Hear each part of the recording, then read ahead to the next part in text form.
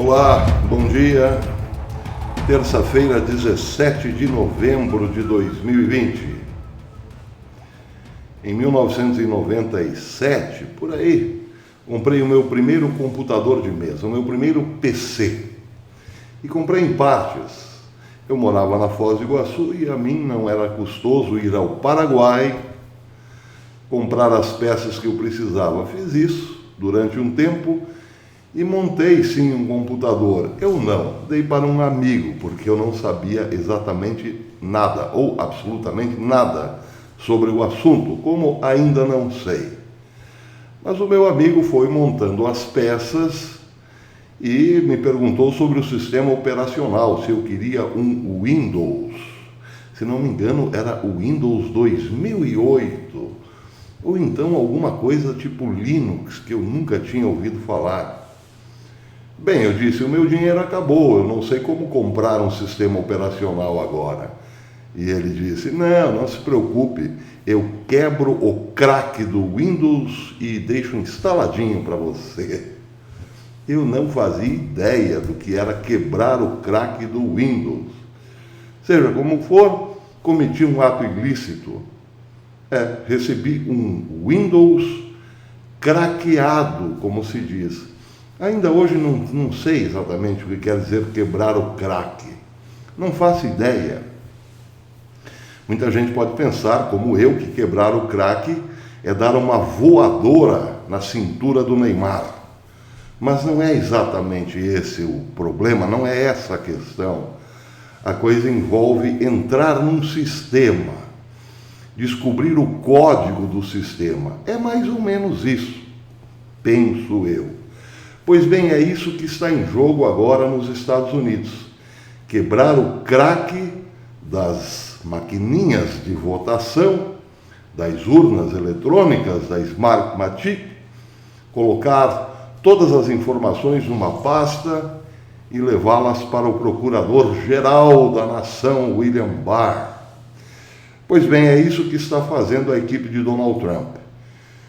Está reunindo tudo o que colheu sobre fraude nas eleições, está colocando numa pasta para entregá-la a William Barr.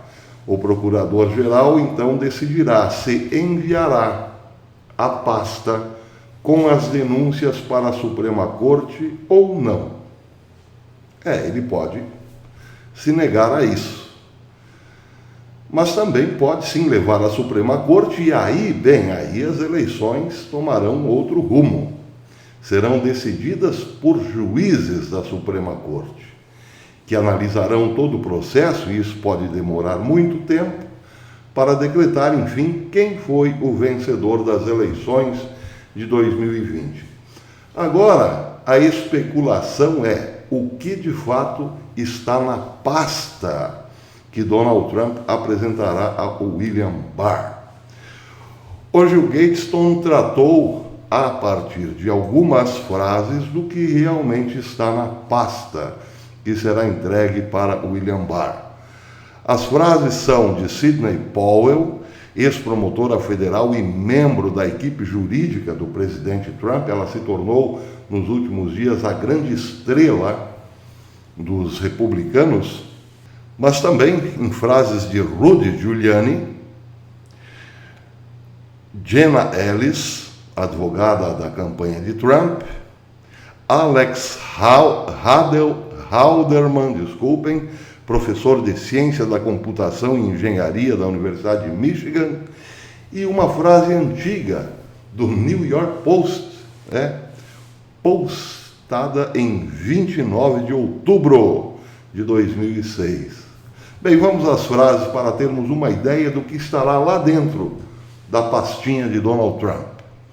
Abre aspas, primeira frase de Sidney Powell. Estamos nos preparando para anular os resultados das eleições em vários estados. O presidente Trump venceu não por centenas de milhares de votos, mas por milhões de votos que foram alterados por este software que foi projetado expressamente para este fim. Juramos depoimento de testemunhas do motivo pelo qual o software foi projetado. Ele foi projetado para fraudar as eleições. Fecha aspas. Então aqui já temos uma ideia do que constará na pasta de modo prioritário. A indicação de que o software das maquininhas de votação estava craqueado, ou melhor, estava sendo manipulado. O problema do software, segundo a frase, é que até mesmo o manual dele explica como os votos podem ser apagados. É como recortar e colar os votos de Trump em uma pasta separada e, em seguida, excluir essa pasta. Também frase de Sidney Powell. A terceira frase de Sidney Powell, abre aspas, eles podem colocar um pendrive na máquina ou fazer upload de um software, até mesmo pela internet. Podem fazer isso da Alemanha ou da Venezuela. Eles podem acessar qualquer coisa remotamente. Podem assistir aos votos em tempos reais, podem ver a votação em tempo real. Podem transferir votos em tempo real. Identificamos matematicamente o algoritmo exato que eles usaram e planejamos usar desde o início, e que foi planejado, melhor dizendo, para ser usado desde o início das eleições. Nesse caso, para garantir que Biden vencesse. É por isso que Biden disse que não precisava dos seus votos agora, em campanha. Ele precisaria dos votos mais tarde. Frase de Rudy Giuliani. O software que eles usam é feito por uma empresa chamada Smartmatic. É uma empresa que foi fundada por Hugo Chávez e por 2 aliados, que ainda são sócios. Tem sido usada para trapacear nas eleições na América do Sul. Foi proibida pelos Estados Unidos há cerca de uma década. No entanto, voltou agora, camuflada em outra empresa, ou em outra máquina, com outro nome. Rudy Giuliani. Outra frase de Giuliani. Finalmente, se você quiser chegar aos votos, vamos escolher a Pensilvânia. Identificamos 632 mil votos ilegais. É o suficiente para que o presidente ganhe no estado por 300 mil, que é de fato o que ele ganhou, disse Giuliani. Se você simplesmente tirar a máquina Smartmatic, terá no estado da Pensilvânia a vitória de Trump com diferença por 300 mil votos. Gina Ellis, advogada de Trump, diz: o que estamos vendo é que possivelmente até 2,7 milhões de votos foram simplesmente excluídos. Votos que seriam para o presidente Trump foram simplesmente excluídos. Como seu sistema de votação era capaz de ter usuários que se logavam e viam os votos à medida que chegavam, podiam manipulá-los à vontade. Ou seja, imaginem, eu estou aqui na frente do meu computador, vendo exatamente o voto chegando na máquina, sendo computado na máquina. E aqui estou logado com a máquina e, portanto, posso alterá-lo no exato momento em que o voto entra. Ele pode ser transferido para uma pasta só com votos de Trump e depois ser excluído, mas também pode ser manipulado de outras formas. Por exemplo, passar o voto de Trump para Biden, ou então, quando o voto chega para Biden, multiplicá-lo por 2, 3, 4, etc. Ela continua dizendo: se fosse um voto de Trump, eles poderiam alterá-lo manualmente para um voto para Biden. Eles poderiam duplicar o voto se fosse um voto para Biden e ter uma pessoa fazendo o contrário, o serviço contrário, eliminando os votos de Trump. Ou então, até mesmo passando, dando 6 votos para Biden ao invés de um voto para Trump. Toda essa tecnologia Precisamos realmente de uma auditoria forense para investigá-la. Precisamos de uma auditoria forense para investigar toda esta tecnologia. Gina Ellis, advogada da campanha de Donald Trump.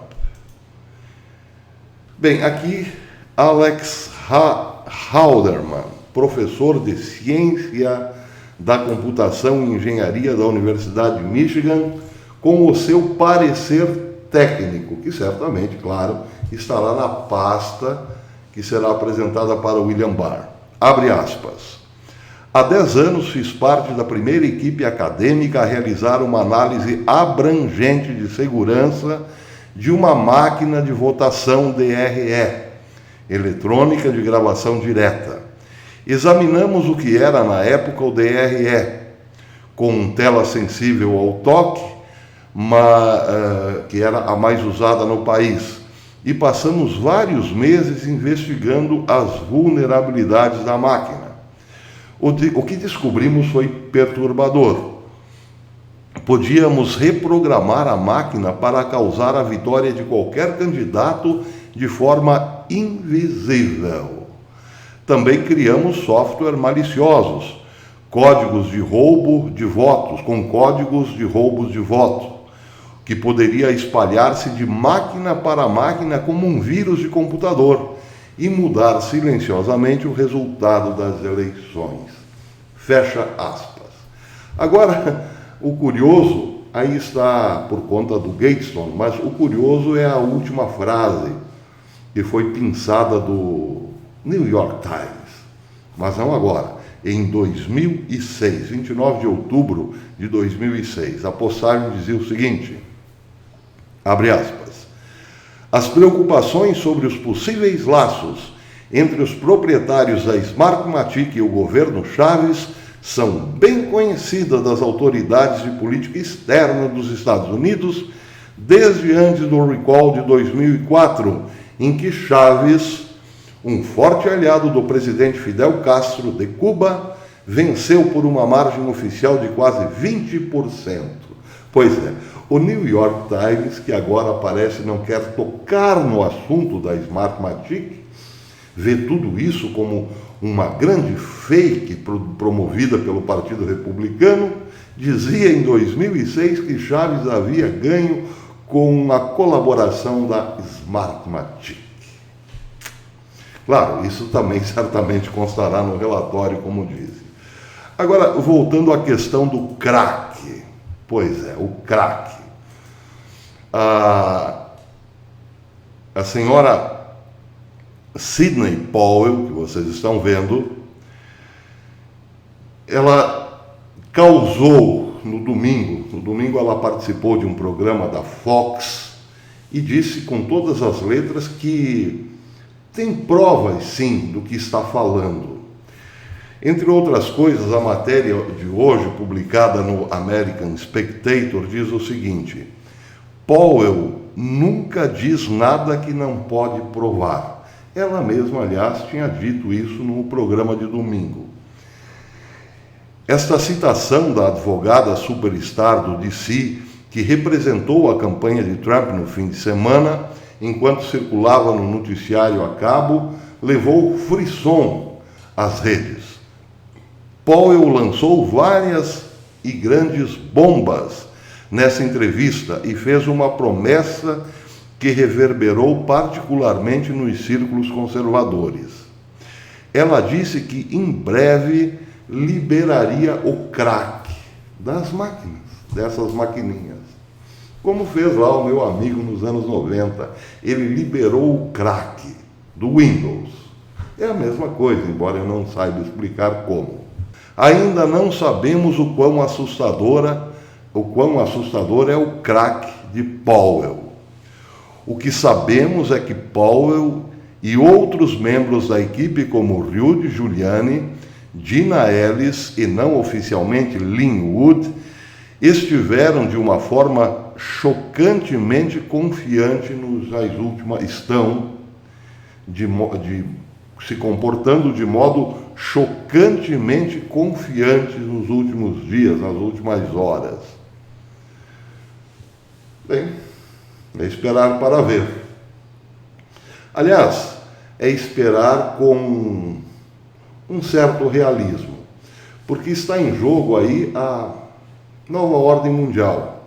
Ela tem hora para começar, começará em 2021, e o que ainda atrapalha a nova ordem mundial é esse chato desse Trump tentando provar que foi roubado. Estou dizendo isso, chato entre aspas, porque é o termo que eles estão usando. Esse chato está atrapalhando o calendário, que já está atrasado, aliás. É simplesmente isso que está em jogo. Bem, para terminar, uma nota interessante saída hoje na imprensa israelense.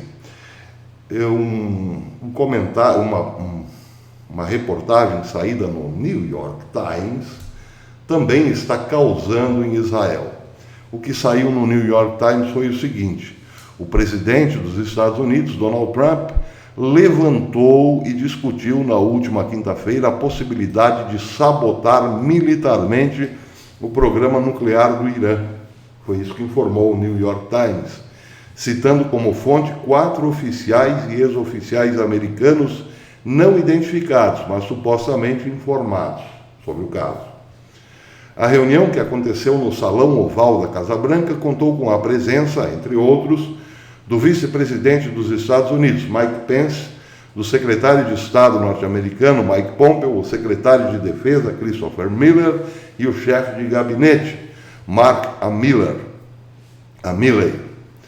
Eles teriam convencido o Trump a abster-se de um ataque para não provocar um conflito de maiores proporções nas últimas semanas de seu mandato. Trump, segundo o New York Times, queria partir logo para cima do Irã e foi aconselhado a deixa disso. Pois é, a matéria continua dizendo que um dia antes da relatada reunião sobre uma opção militar, a Agência Internacional de Energia Atômica tinha informado que o Irã havia acumulado uma reserva de urânio pouco enriquecido, que é aproximadamente 12 vezes maior do que o permitido pelo Acordo Nuclear de 2015. Eu dei essa notícia, os amigos do canal haverão de lembrar, dei essa notícia, a questão aí de 1, 2 dias, de que o Irã conseguiu produzir, enriquecer urânio 12 vezes mais do que o antigo acordo previa. Bem, a questão aí é a seguinte: o urânio não foi enriquecido a ponto de se tornar perigoso, uma vez colocado em ogivas, em mísseis e assim por diante. Porque, segundo os analistas, para produzir o efeito de uma bomba atômica, teria que ser enriquecido no mínimo a 29%, o que não seria uma bomba atômica muito potente, mas, de todo modo, seria uma bomba atômica. A chamada bomba suja, que dizem. Ela é tão destrutiva quanto a outra, só que num raio menor, claro. Acontece que eu já tinha dito também no ano passado que inúmeros documentos do Mossad que foram passados para o conhecimento do MEMRI, o maior site de língua árabe do Ocidente, dizia que o Irã tinha, sim, enriquecido, tinha conseguido colocar as suas centrífugas para enriquecer o urânio a 29%. Para os desinformados, 29% não significa nada porque pensam que uma bomba atômica precisa de urânio enriquecido a 90%. Mas para os expertos, não há diferença entre 29% e 90%. Portanto, o Irã já teria, desde o ano passado, material suficiente para embarcar em seus mísseis, material atômico. Daí porque pode ser que o New York Times tenha dito a verdade. Houve uma reunião, sim, na Casa Branca, na quinta-feira, e Trump, quem sabe, manifestou o interesse de não dar esse gostinho para o Irã, ainda que estivesse lutando pela vitória nas eleições. Mas, considerando a possibilidade de não vencer esta parada, teria ele a intenção de não deixar esse gostinho para os mulás iranianos. mas foi convencido do contrário. Aí é que mora o problema. Será que Trump se deixa convencer do contrário quando está decidido por algo, por seus assessores? Eu acho que não. Eu acho que Donald Trump não quer realmente se envolver nessa questão. Deixa isso para Israel. Pode ser que Trump tenha pensado assim. O que não é de modo algum, motivo para recriminá-lo. Eu penso. Até depois.